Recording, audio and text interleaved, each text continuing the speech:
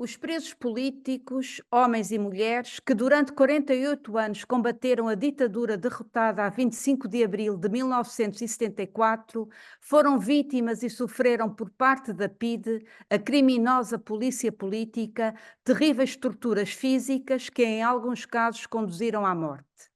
Mas também penosas agressões psicológicas de diversa ordem. Entre estas, o cruel afastamento das famílias que, não raro, vivendo longe das prisões e sem condições financeiras para as viagens, nem os podiam visitar, ou só esporadicamente. Muitos desses presos tinham filhos pequenos e, por isso, tiveram de ser criativos e encontrar formas de com eles comunicar. Havia, então, um único modo de o fazer, através de correio postal.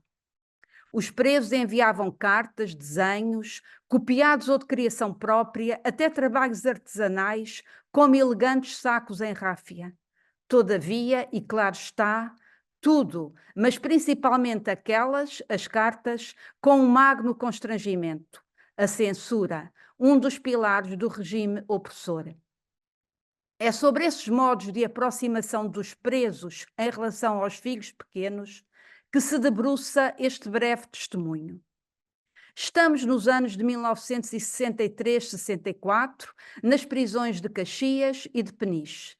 Um dos presos, Alberto Vilaça, filiado no Partido Comunista Português e grande obreiro, antes e depois de abril, no campo da Unidade Democrática, era meu pai.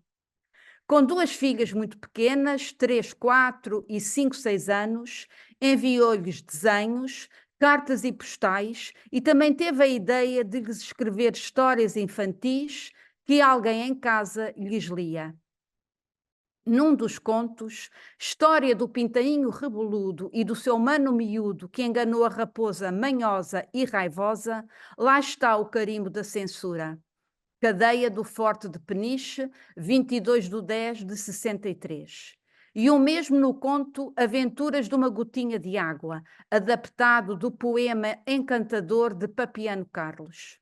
Escreveu-os, como refere na nota redigida em 1965, já em casa, porque, e cito, foi preciso permanecer anos seguidos nas prisões fascistas para tal ideia me surgir, como forma de passar o tempo e, sobretudo, como meio de comunicar convosco, minhas queridas filhas, de quem tão injusta e desumanamente me era imposta a separação. E continua referindo que essas histórias nenhum outro mérito têm que não seja o apontado. Ainda assim, esses contos também podem ser lidos pelas crianças de hoje.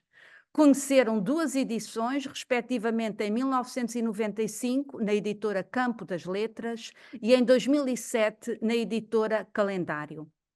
Era esta uma forma de ele comunicar, mas também de participar à distância na educação das filhas, quando lhes foi imposta prematura e contra a natura orfandade. Os contos, ainda que infantis e divertidos, não eram totalmente inocentes, antes com valores que lhes têm guiado a vida toda, até hoje.